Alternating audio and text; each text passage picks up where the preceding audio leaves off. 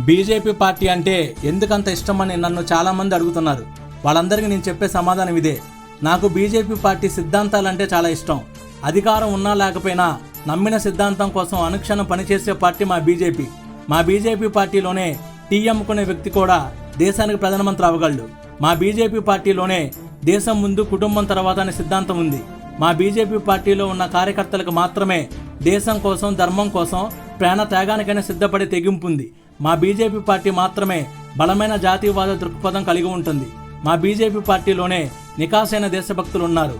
మా బీజేపీ పార్టీలో పనిచేస్తున్న ప్రతి ఒక్క కార్యకర్త గుండెల నిండా జాతీయ జెండా ఉంటుంది. మా బీజేపీ పార్టీలోనే దేశ గౌరవాన్ని పెంచేందుకు, హైందవ సంస్కృతి సాంప్రదాయాలను కాపాడేందుకు, మాతృభూమి కోసం, దేశ ప్రజల సంక్షేమం కోసం లాభాపేక్ష లేకుండా అహర్నిశలు శ్రమించే లక్షల మంది కార్యకర్తలు ఉన్నారు. మా బీజేపీ పార్టీలోనే అధికారం ఉన్నా ఏమీ ఆశించకుండా